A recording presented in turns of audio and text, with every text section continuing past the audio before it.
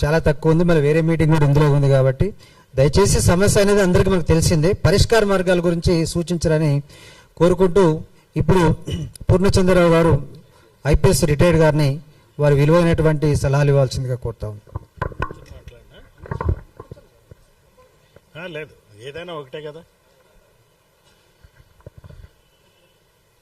BC ఆత్మగౌరవ పోరాట సమితి ఆధ్వర్యంలో జరుగుతున్నటువంటి ఈ సభకి వచ్చినటువంటి నాయకులందరికీ, మరి తెలంగాణ విఠల్ గారు, నాకు తెలిసి మిత్రుడు ఆయన శివ ముదిరాజ్ గారు, తర్వాత కిరణ్ కుమార్ గారు scholar from central university, OBC students association president, అట్లనే మరి మిగిలిన పెద్దలు, మహిళలు ఇద్దరు ఉన్నారు, అది ఐఎమ్ హ్యాపీ ఇద్దరన్నా ఉన్నందుకు, అలేఖ్య గారు, ప్రత్యూష గారు, మరి ముఖ్యంగా శ్రీనివాస్ గారు, డాక్టర్ శ్రీనివాస్ గారు నన్ను పిలిచి రమ్మన్నారు. ఇక్కడ బీసీల మీటింగ్ కాబట్టి నేను ఇంకా అది ఎవరు పిలిచారు, ఎందుకు పిలిచారు అనేది కూడా నేను పట్టించుకోను,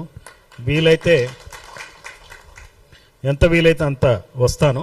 సో ఆయన పిలిచారు, ఆయన కూడా తెలంగాణ విఠల్ గారు చెప్పారు అనగానే నేను వెంటనే వచ్చా. మరి నన్ను పిలిచినందుకు ధన్యవాదాలు తెలియజేస్తూ, ముఖ్యంగా ఏంటంటే మన ఈ రోజున సురేష్ గారు ఒక మంచి మాట చెప్పారు. సురేష్ గారు ఏం చెప్పారంటే, మనవి సోషల్ మీడియానే, మన అంశాలు ఎక్కడా బయటికి రావు, మెయిన్ మీడియాలో రావు అనేటువంటి అభిప్రాయాన్ని ఇచ్చారు. అంటే అందులో తొలి వెలుగు రఘు గారి గురించి చెప్పారు, అది అక్షరాల సత్యం. ఆయనతో పాటు చాలా సోషల్ మీడియా ఛానల్స్ మనకి హెల్ప్ చేస్తున్నాయి కాబట్టి ఇప్పుడు కనీసం ఒక ప్రజల్లో తెలుస్తుంది అన్యాయం జరుగుతుంది. ఇదిగో అట్లా తెలంగాణ విఠల్ గారు మాట్లాడారు, లేకపోతే మరి ఒక్కొక్క లీడర్ మాట్లాడిన విషయాలన్నీ కూడా తెలుస్తున్నాయి. సో ఆ రకంగా ఈ రోజున తెలంగాణలో ముఖ్యంగా బీసీల చైతన్యం చాలా బాగుంది. అయితే కొన్ని పత్రికల్లో కూడా నేను గమనించా, ఈ మధ్య విజయక్రాంతి పత్రిక కూడా బాగా మంచి కవరేజ్ బీసీల గురించి దాదాపు 89% కవరేజ్ ఇస్తూ ఉంది. మనకి మీడియాలో ఎవరైతే మనకు సహకరిస్తారో వారితో మనం ఆ కార్యక్రమాలన్నీ ఇన్ఫార్మ్ చేయటం, మరి జరిగే విధంగా చేసుకుంటున్న విధంగా చెప్పాలంటే, ఒకసారి ఇక్కడ ఇదే వేదికగా మనం మీడియా ఛానల్స్ వాళ్ళ ప్రముఖులను అందరినీ పిలిచి వాళ్ళని సన్మానించుకోవాల్సిన అవసరం.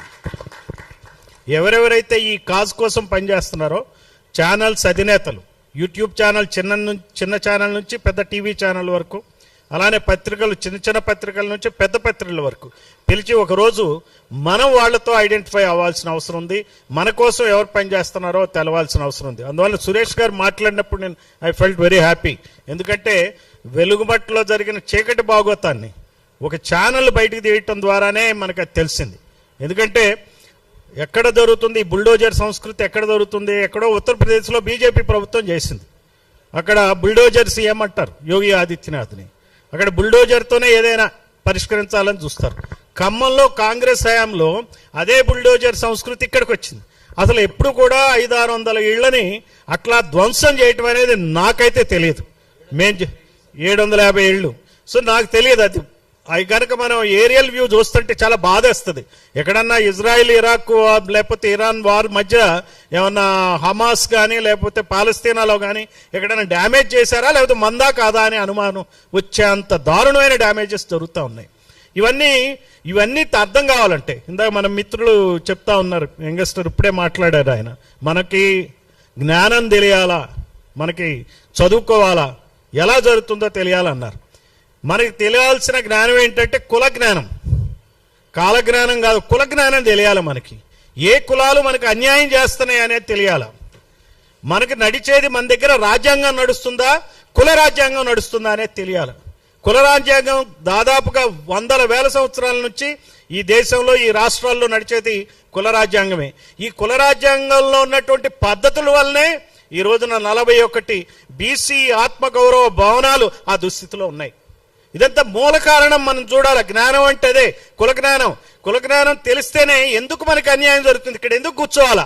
చూడండి ఎంత మాయ చేస్తారో. 2018లో ఏ రకంగా చెప్పారు, ఎలక్షన్లు వస్తున్నాయి, బీసీ ఓట్లు కావాలా, ఎస్సీ ఓట్లు కావాలా, ఎస్టీ ఓట్లు కావాలా, ఏదో దళిత కుటుంబాలకి ప్రతి కుటుంబానికి 10 లక్షలు ఇస్తామని చెప్పటం, ఆ తర్వాత ఈ కుల సంఘాలను అందరినీ ఆకట్టుకోవడం కోసం మళ్ళీ ల్యాండ్స్ ఇవ్వటం, వాళ్ళందరూ ఆ పార్టీకి పనిచేయటం కోసం ట్రస్ట్లు ఏర్పాటు చేసుకోండి, మీరే ఆ ల్యాండ్ని మీరే డబ్బులు ఇస్తాం, మీరే వాడుకోండి అని చెప్పారు. దీని వెనకాల అంతా కూడా ఒక కుట్ర ఉంటుంది, అది గమనించాలి.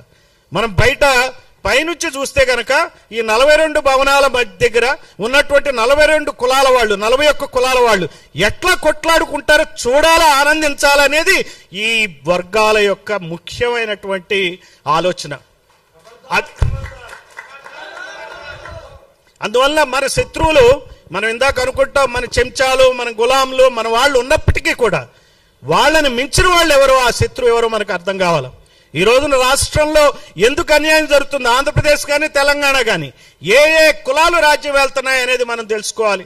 ఈ కులాలు ఎందుకు రాజ్యం వెళ్తున్నాయి, అసెంబ్లీలో వాళ్ళు అక్కడ ఎంతమంది ఎందుకు ఎన్నికవుతున్నారు, అసెంబ్లీలో ఎన్నికవటం కోసమే ఈ భూములు ఇచ్చారు అనేది మనం గుర్తుపెట్టుకోవాలి. అంతేగాని మన కోసం కాదు.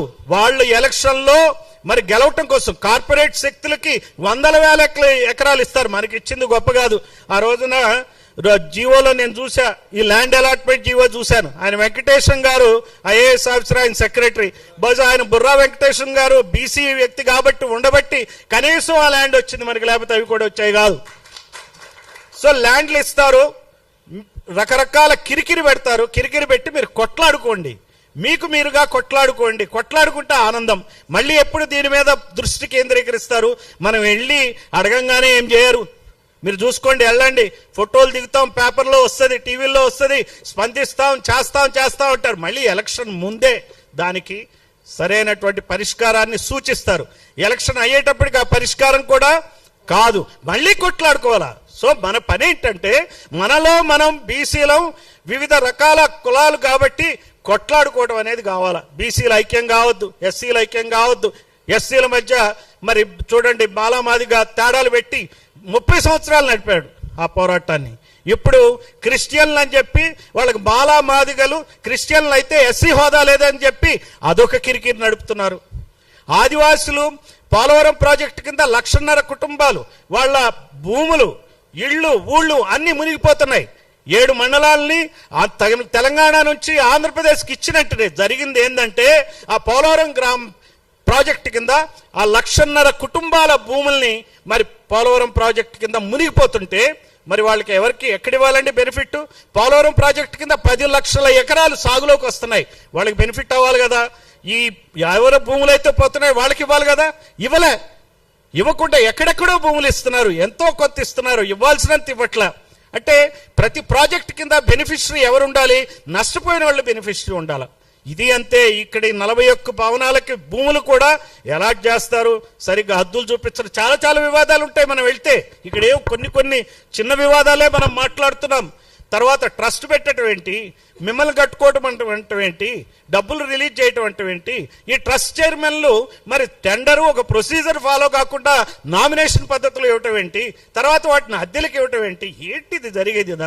ఇదంతా తెలియకుండా జరుగుతుందా? ఈ వర్గాలకి కాదు. మనల్ని కమ్మారెడ్డి వర్గాలు మనం కొట్లాడుకోవాలనే ఇలాంటివన్నీ చేస్తాయి. ఐక్యం కాకూడదు, కొట్లాడుకోవాలనే చూస్తారు కాబట్టి మనం అది గమనించాలి. కుల జ్ఞానంతో మనం వ్యవహరించినప్పుడే ఈ రాజకీయాలు అర్థమవుతాయి. అందుకనే ఈ భవనాల దగ్గర మనం చేయాల్సిన పని ఏంటంటే మన వాళ్ళని సమీకరించి అక్కడ హెచ్చరికగా ధర్నాలు చేయాలా, ఉద్యమాలు చేయాలా. మనది ఎంతుంది? మన 3 నెలల పాటు ఒక క్యాంపెయిన్ నిర్వహించాలా. ప్రతి కుల సంఘంలో ప్రతి లీడరు క్యాంపెయిన్ నిర్వహించి 3 నెలల పాటు ఒక అల్టిమేట్ ఇవ్వాలా. ఆ అల్టిమేటం రోజుకి ఆ రోజున ప్రతి భవనం దగ్గర ఎంతమందిని మనం సమీకరించగలం అనే దానితోనే ప్రభుత్వాలు దిగొస్తాయి. అంతేగాని మనం ఎన్ని ఇచ్చినా కానీ మంచిది, చూద్దాం, చేద్దాం, దీని మీద ఒక కమిటీ వేశాం, ఇక రకరకాల కారణాలు చెప్తారు. మన జాగరూకతతో ఉండాలా. ఈ నమ్మటానికే లేదు, మనం నమ్మకూడదు. ఈ రోజున ఏదైతే ఈ సోమాజిగూడ ప్రెస్ క్లబ్లో మీరు ఏదైతే చేస్తున్నారో ఇది నిరంతరం కొనసాగితే మీలోనే ఎమ్మెల్యేలు అవుతారు. అది కూడా గుర్తుపెట్టుకోండి. దీని వేదికగా మీలో ఎమ్మెల్యేలు కావాలా. రేపొద్దున వచ్చేటువంటి ప్రతి ఎలక్షన్లో కంటెస్ట్ చేసే విధంగా తీసుకోవాలా. ఆ రకంగా ముందుకెళ్లాలా. ఇదేదో ఒక భవనం కట్టుకున్నాం అయిపోయిందంటే కాదు. ఇందాక చెప్తున్నారు మన తెలంగాణ విఠల్ గారు ఏమంటున్నారు, దాంట్లో స్కిల్ డెవలప్మెంట్ సెంటర్స్ ఎన్నో ఉన్నాయి, ఎన్నో స్కీమ్స్ ఉన్నాయి. చేస్తే ప్రభుత్వం ఏమైనా చేయొచ్చు, చేయదలుచుకోలే, అది గుర్తుపెట్టుకోవాలి మనం. వాళ్ళని చేసేట్టు చేయాలంటే మన యొక్క నంబర్ గేమ్ ఏదైతే ఉందో అది చేయాలా, ఉన్నటువంటి ఎమ్మెల్యేలని నిలదీయాలా, నిలదీసి తెలంగాణ ఉద్యమం ఎట్లయితే చేశారో బీసీ ఉద్యమం అలానే చేయాలా. తెలంగాణ ఉద్యమంలో కూడా గమనించింది ఏంటి, కాంగ్రెస్లో ఉన్నటువంటి తెలంగాణ లీడర్లు ఎవరైనా కానీ డిఫెన్స్లో పడ్డారు. తెలంగాణ ఉద్యమం తీవ్రంగా ఉంటే ప్రతి లీడరు, ప్రతి పార్టీ వాడు డిఫెన్స్లో పడ్డారు. అలానే ఈ రోజున మన బీసీ లీడర్లు ఏ పార్టీలో ఉన్నా వాళ్ళు డిఫెన్స్లో పడే విధంగా బీసీ ఉద్యమాన్ని తీసుకెళ్ళినప్పుడు వాళ్ళే అడుక్కుంటారు, వాళ్ళే తెచ్చుకుంటారు, వాళ్ళే మన దగ్గరకు వచ్చి చెప్తారు, నేను చేస్తున్నా తమ్మి, పని అయిపోయింది తమ్మి, రేపు ఆర్డర్ వస్తుంది తమ్మి, నేను బాగా కట్టిపిస్తా తమ్మి, నేను కూడా ₹1 కోటి ఇస్తాను తమ్మి అని రకరకాల వాదనలు చెప్తారు. ఆ రకంగా ఉద్యమించాలి కానీ మనం మామూలుగా మాట్లాడితే అయ్యేది కాదు. మరి అవకాశం ఇచ్చినందుకు మీకు మరి మిగిలిన పాత్రికేయులందరికీ కూడా ధన్యవాదాలు.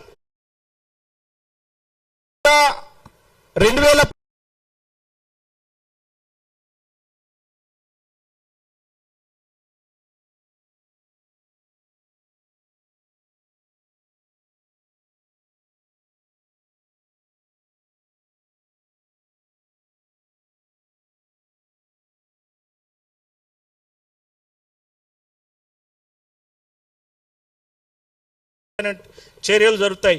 ఈ ఇండియన్ కాన్స్టిట్యూషన్, ఈ రాజ్యాంగాన్ని వాళ్ళ యొక్క రాజకీయ ఎన్నిక ప్రక్రియ ద్వారా వాళ్ళ చేతిలోకి తీసుకుని కుల రాజ్యాంగాన్ని అమలు చేస్తున్నారనే విషయం గమనించాలని చెప్పి, ఆ జ్ఞానంతో ముందుకు పోవాలని చెప్పి, దానికి సంబంధించి ఒక చిన్న బుక్లెట్ నేను ఇస్తాను, ఈ సందర్భంగా ప్రదర్శించమని చెప్పి కోరుతున్నా. దాన్ని కవరేజ్ చేసిన ఒక చిన్న మెటీరియల్ కూడా విజయక్రాంతిలో వచ్చింది, అది కూడా చదవమని చెప్పి కోరుతూ సెలవు తీసుకుంటున్నా. Thank you.